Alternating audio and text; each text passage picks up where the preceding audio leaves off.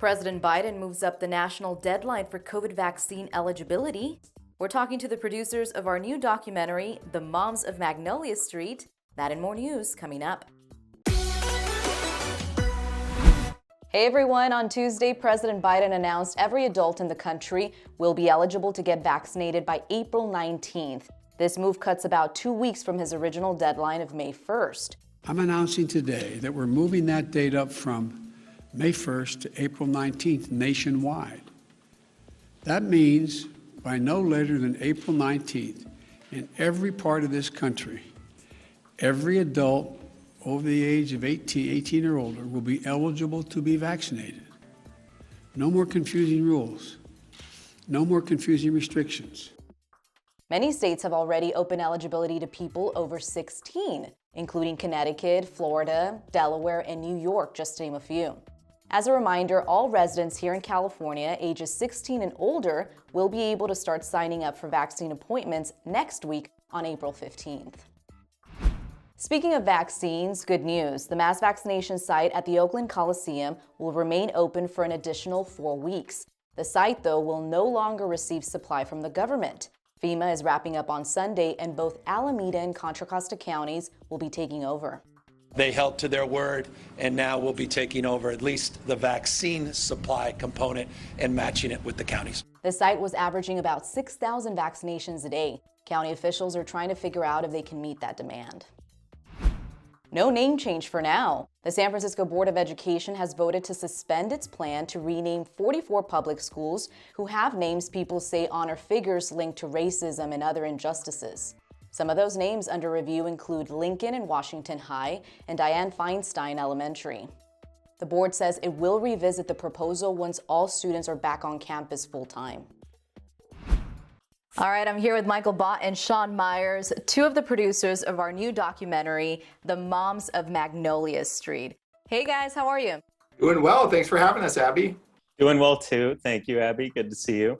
Good to hear. All right, well, let's get right into it. Why don't you tell our viewers what this series is all about?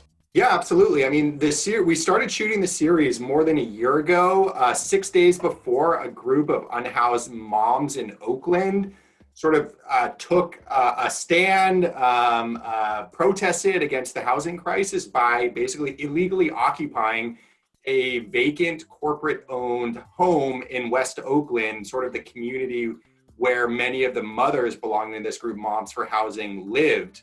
And they described it as an act of civil disobedience. They had no idea what was going to happen once they got into the home, whether police were going to be there like right away and kick them out, or how long they'd be there. And their journey, really, they were in the home for 2 months. We followed that process the entire way up until the point where they were evicted in a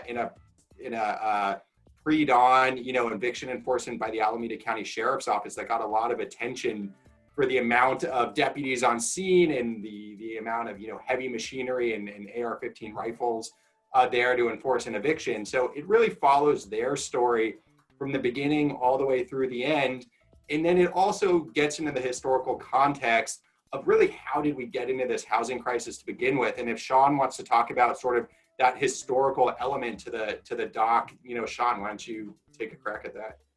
Yeah, so much of the housing crisis in West Oakland and Oakland in general is sort of tied to these things that have happened over the past decades and really going back 100 years to discriminatory government policies through predatory lending on to the foreclosure crisis, which devastated West Oakland.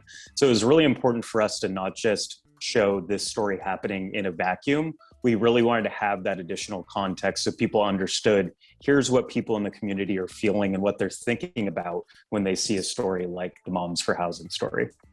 Right, and the story made national headlines. I mean, it got attention. The Governor Newsom commented on the women, AOC, and then the organizer who helped the moms in this action actually was catapulted to, elected office with on the Oakland City Council. So it did really make a big impact in the community and got national exposure.